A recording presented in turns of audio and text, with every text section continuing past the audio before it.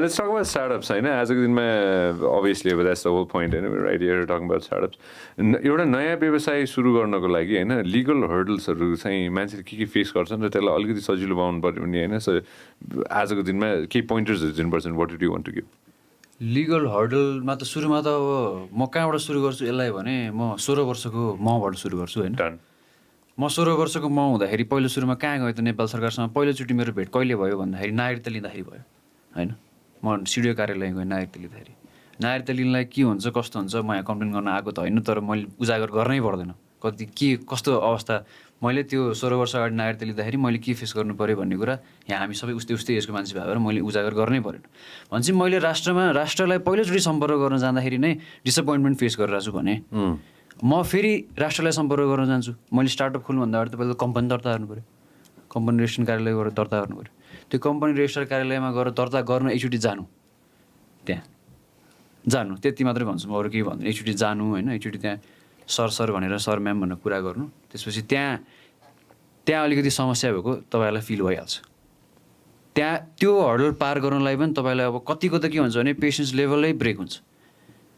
त्यहाँ अब केही आर्थिक चलखेल नगरिकन सायद कम्पनी दर्ता हुँदैन कि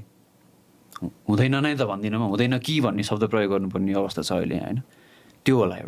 त्यो एउटा हर्डल छ त्यो अब मैले भनेको केमा लिङ्क गर्न खोजिरहेको छु भने हामीले सरकारसँग गएर चाहिँ सम्पर्क गर्दाखेरि चाहिँ हामीलाई फ्रस्ट्रेसन भइरहेछ कि र हामीले भनेको काम सहज तरिकाले हुन सकेको छैन भने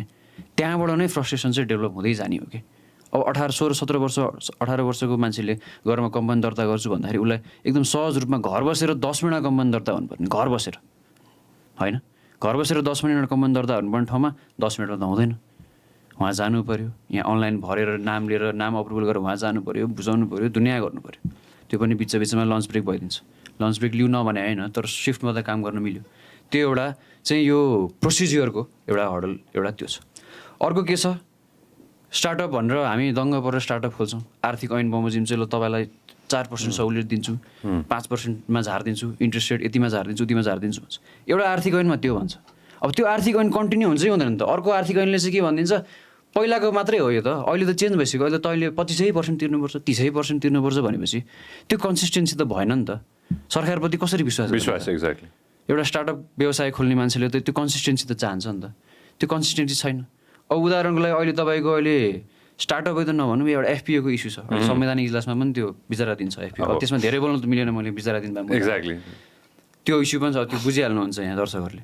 त्यो इस्यु त्यो पनि अब त्यही आर्थिक ऐनकै कुरा हो